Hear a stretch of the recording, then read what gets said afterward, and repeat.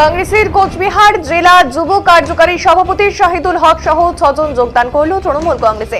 এদিন বিকেল 4টে নাগাদ কোচবিহার জেলা তৃণমূল কংগ্রেস কার্যালয়ে উপস্থিত হয়ে তৃণমূলে যোগদান করে কোচবিহার জেলা কংগ্রেসের যুব কার্যকারী সভাপতি শাহিদুল হক সহ 6 জন কংগ্রেস নেতৃত্ব। যোগদানকারীদের হাতে দলীয় পতাকা তুলে দেন তৃণমূলের কোচবিহার জেলার চেয়ারম্যান গিরীন্দ্রনাথ বর্মন। এছাড়া উপস্থিত ছিলেন জেলার সাধারণ সম্পাদক শুভঙ্কর দে সহ অন্যান্য নেতৃত্বরা।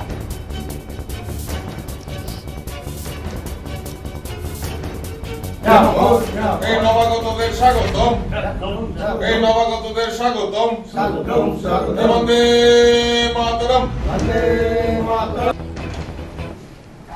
আমাদের জাতীয় কংগ্রেসের পক্ষ থেকে working president Cooch Behar district youth Congress যুব কংগ্রেসের শাহিদুল হক মহাশয় আমাদের তৃণমূল কংগ্রেসে মমতা বন্দ্যোপাধ্যায়ের আদর্শে বিশ্বাসী হয়ে তিনি তার সদল বলেন এবং তার সহযোগী আরও 6 জন